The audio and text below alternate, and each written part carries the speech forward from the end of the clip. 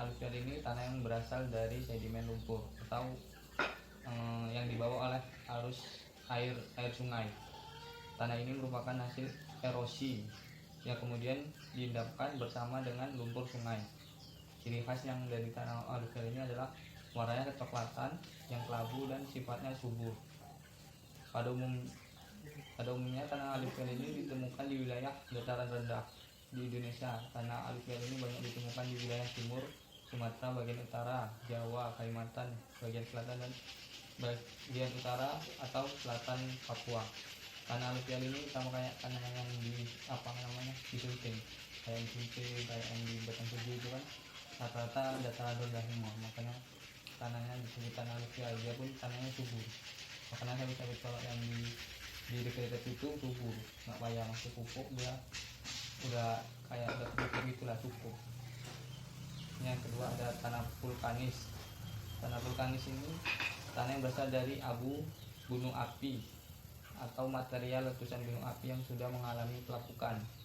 Tanah vulkanis ini mengandung banyak unsur hara sehingga sifatnya subur.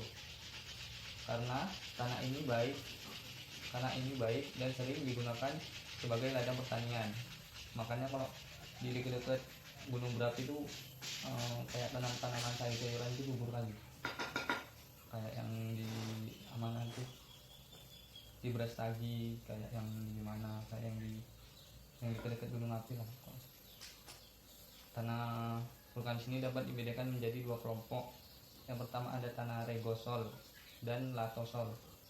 Jadi tanah regosol ini tanah yang mempunyai butiran kasar berwarna kelabu sampai kuning serta mengandung bahan organik yang sedikit. Sedangkan tanah regosol itu cocok untuk ditanami tanaman tembakau, palawija, buah-buahan. Jadi tanaman palawija ini sayur-sayuran. Daerah yang banyak terdapat tanah regosol ini adalah di wilayah Sumatera, Jawa, Nusa Tenggara.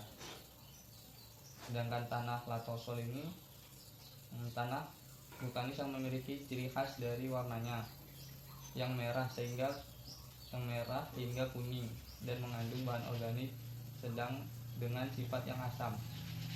Tanah latosol cocok untuk ditanami tanaman padi, karet, kopi, kelapa, dan palawija. Tanah ini banyak ditemui di Sumatera Barat, Sumatera Utara, Bali, Jawa, dan Papua. Yang ketiga ada tanah humus atau bunga tanah. Tanah humus ini biasa muncul akibat tumbuh-tumbuhan yang membusuk.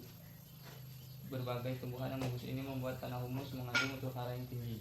Artinya tanah ini bersifat sangat subur. Tanah humus juga sering digolongkan dalam kategori tanah organosol yang berasal dari bahan organik.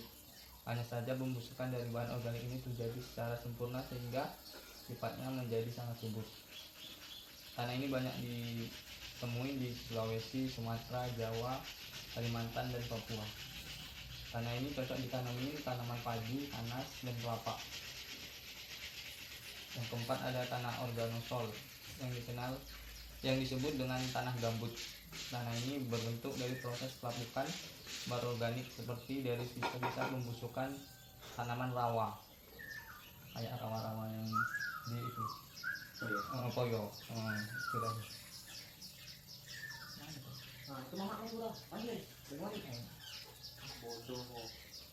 Karena pembusukan yang terjadi kurang sempurna, tanah gambut cenderung bersifat asam hingga sangat asam karena selalu tergenang air.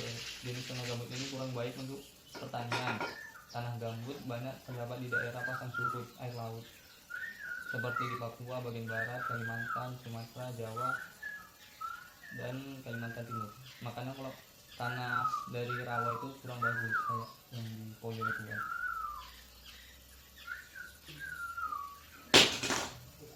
Ini ada tanah potzolik merah kuning. Tanah ini merupakan proses pembentukannya dipengaruhi oleh curah hujan yang tinggi serta suhu yang rendah.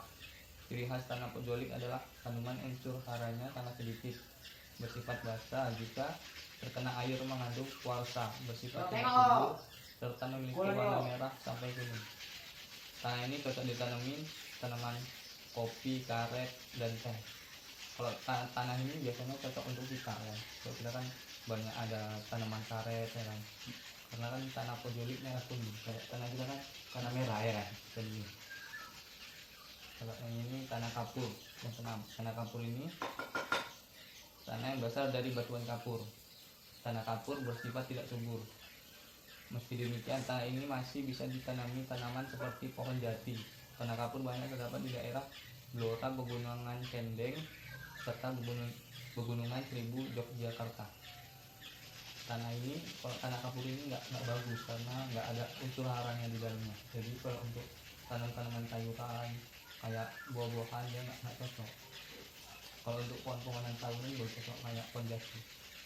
Yang kedua ada tanah pasir. Tanah pasir ini hanya memiliki kadar air sangat sedikit dan sangat miskin unsur hara. Tanah ini bersifat dari batuan pasir yang telah melapuk. Tanah ini banyak ditemukan di wilayah pantai yang disebut sandan atau bukit pasir. Kalau tanah pasir ini kan jelas pasti nggak bagus ya kan untuk tanaman. Yang ke-8 ada tanah laterit. Tanah ini bersifat tidak subur atau bahkan dapat dikatakan sudah hilang suburannya karena dalam tanah laterit banyak terkandung zat besi dan aluminium.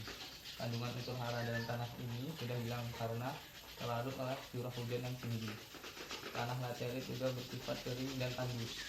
Biasa tanah kering atau tandus ini kayak tanah apa itu namanya yang dia keras itu, tanah apa namanya, Tanah hitam tuh. tanah itu kayak yang dibukut-bukut itu kan dia tandus kering, jadi nggak ada unsur-unsur haranya.